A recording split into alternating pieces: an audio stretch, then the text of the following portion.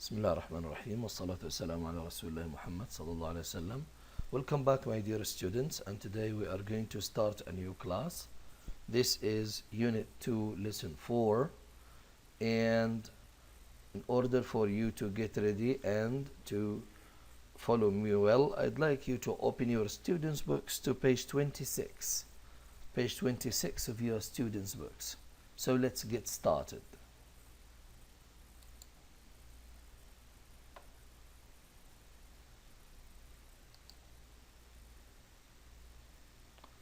In this class, we are going to listen to two recordings, and we are going to stop to ask and answer a couple of questions.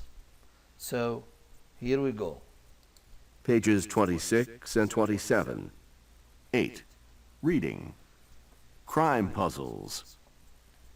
The case of the stolen jewels. Detective Combs was at the coffee shop around the corner when he learned that Jones's jewelry had been broken into. He arrived at the scene of the burglary in moments. Mr. Jones, the owner of the store, explained what had happened. I arrived this morning to open up the shop. As I walked up to my store, I noticed a lot of broken glass on the pavement. I looked up and realized that the display window had been broken. Combs looked out the broken window at the sidewalk, littered with glass. Mr. Jones continued. Then I saw that all of the jewelry from the display window was gone. The doors were still locked, so this must be where the burglar broke in. Why didn't the alarm go off? Asked Combs. It's a strange coincidence, said Mr. Jones. I removed our old alarm system yesterday and made an appointment to have a new one installed today. Combs looked around at the empty jewelry cases. I assume your jewelry was insured? Of course, said Mr. Jones. Thank goodness for that. Combs nodded and said, Mr. Jones, I believe there was a crime indeed, and it was committed by you. What crime does Combs suspect Mr. Jones of committing? Why?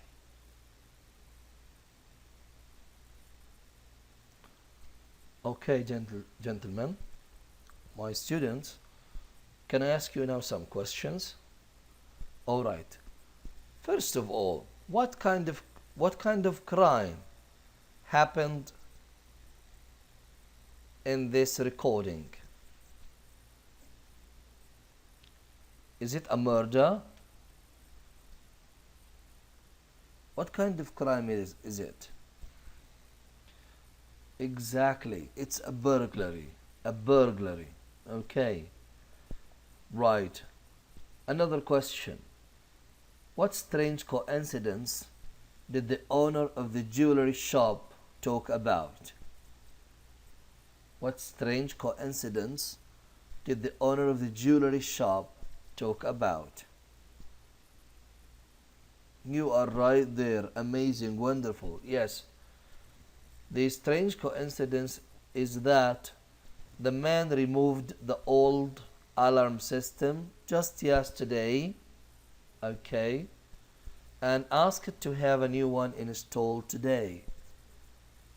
Yeah, and the burglary happened yesterday when there was no alarm system. Okay. Now, the point is, another question.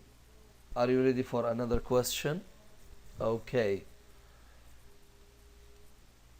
All right. Why did Detective Combs suspect the owner of the jewelry shop, Mr. Jones, of committing the crime himself? Why?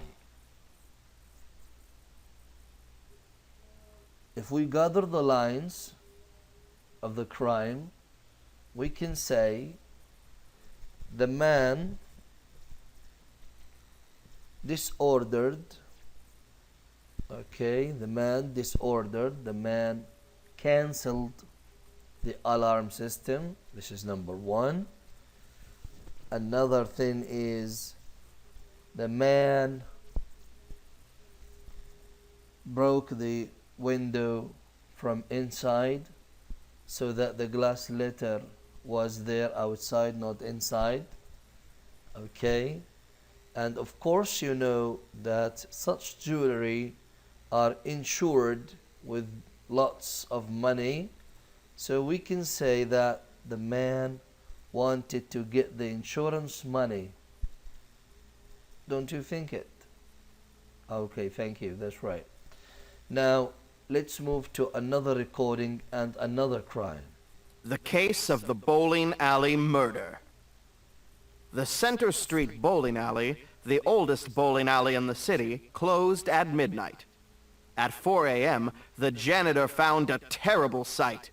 A man with a knife in his back lying in one of the lanes. Detective Combs quickly arrived at the scene with a swarm of police officers. "Anybody know the victim?" asked Combs. "I do," said one of the officers. "That's Bob Reynolds. He's running for councilman. He and Mike Jenner have been having a bitter campaign battle." "Perhaps we should pay Mr. Jenner a visit," said Combs. Before leaving the bowling alley, Combs took his cell phone out of his pocket and left it behind. On arriving at Mike Jenner's house, Combs told Jenner, "I have some grim news. Bob Reynolds has been murdered." "No, I can't believe it," cried Jenner. "We'd like to speak with you about the murder, but first I need to get back to the police station to file the report. Can you meet me at the station?" "Of course. I'll help in any way I can." "I'll give you a call." Combs patted his pocket. "Uh-oh, I must have left my cell phone at the bowling alley. Would you mind picking it up and bringing it with you to the station?" Jenner looked confused, but said, "Sure, I'll do anything to help with the investigation." Later that day, Jenner brought Combs' cell phone to the station. He was arrested and charged with murder. Why? Okay, that's good.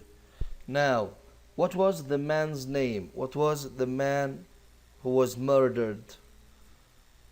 Yeah, I mean, what was the man murdered called? What was his name? Yeah, Bob Reynolds. Exactly, good. So this time the crime is a murder. Now, where did this murder take place? Yes, right. It happened at the Center Street bowling alley. Right. Now,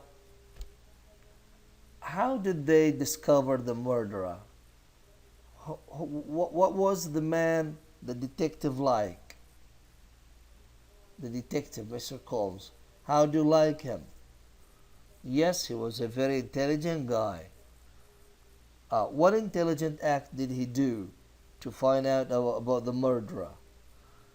Right, he left his mobile phone on purpose in that place and asked the man, Mike Jenner, the rival, the political rival for the murdered person, asked him to go and get his phone from the bowling alley. Okay, now why do you agree with Detective Combs that the man that Mike Jenner was the real murderer? Why? Yes, exactly. Because there were lots of bowling alleys in the city, but Mike Jenner only went to that self-same bowling alley and get the man's phone. This means that he has been there. Okay, that's right. And what other evidence might you depend on to say that the man was the real murderer? Exactly, good. He was his political rival, and there was a bitter campaigning battle between them. So, yes, he might have killed him, or he must have killed him to win the elections himself. Okay, that's right. Now let's move to find out about the Answers. answers. The case of the stolen jewels. Detective Combs suspects that Mr. Jones took the jewelry himself and pretended that there had been a burglary so he could collect insurance money. The broken window is Combs's clue. If someone had broken into the store, the broken glass should have been on the inside of the shop. Since it was outside the shop, the window must have been broken from inside. The case of the bowling alley murder. Detective Combs never told Mr. Jenner in which bowling alley the murder took place. Yet Mr. Jenner knew which bowling alley to go to for Combs's phone. Mr. Jenner must have known where the murder took place, because he was there.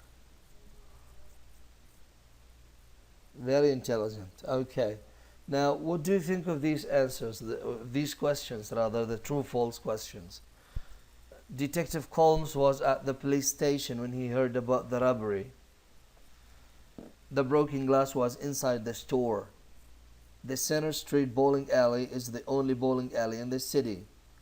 Mike Jenner was Bob Reynolds' friend.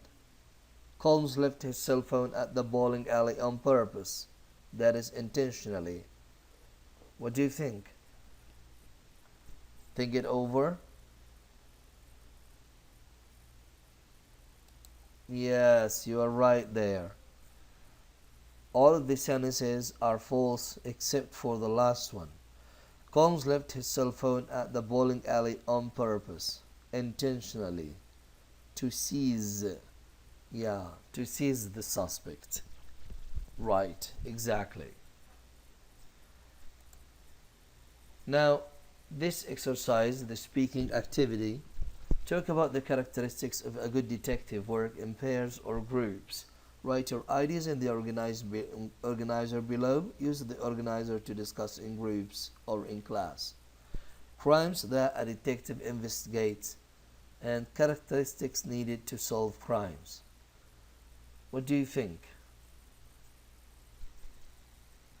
Okay, I would like you to go home and prepare, to fill in this chart with your own information, so that with the next class we'll be having a speaking activity on this chart. Thank you so much for following me this class. Have a good day and see you.